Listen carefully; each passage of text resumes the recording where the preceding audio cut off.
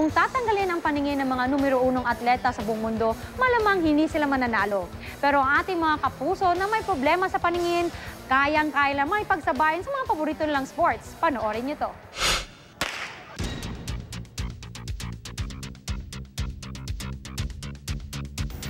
Sa galaw at galing ng mga kabataang ito, animoy wala kang mapapansing iba sa kanila. Kung tumatakbo, matulin at kung gumalaw, hindi nalalayo sa isang atleta.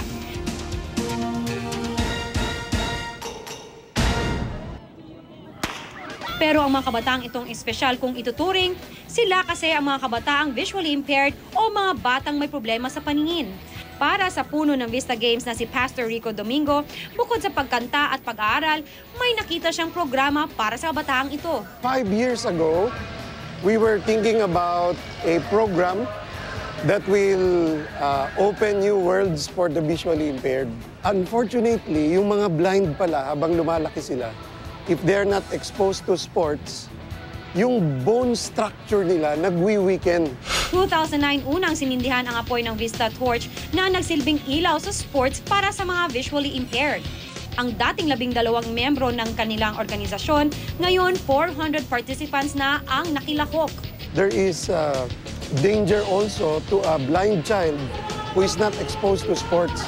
Like for example, in emergency cases that they need to evacuate a building. If the child does not know how to run, kawawa naman siya, may iwan siya. Kasama rin sa palaro ang anak mismo ni Pastor Rico, si Trixie. At ang kanyang sport, swimming.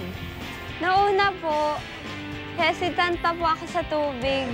Tsaka parang feeling ko madali ako mawalan ng hininga. Pero sanayan lang po yan. 3 taon nang naglalaro si Trixie ng swimming pero ni isang medalya hindi pa siya nakakuha. Kaya naman ngayon, ito ang kanyang inaasinta.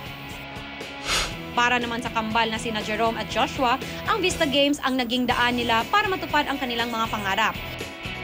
Si Jerome ang 2-time defending champion ng Vista Games swimming competition habang ang kakambal niya ang pumapangalawa sa kanya. Iba't ibang events ang nilahukan ng mga batang gustong patunayan ang kanilang galing.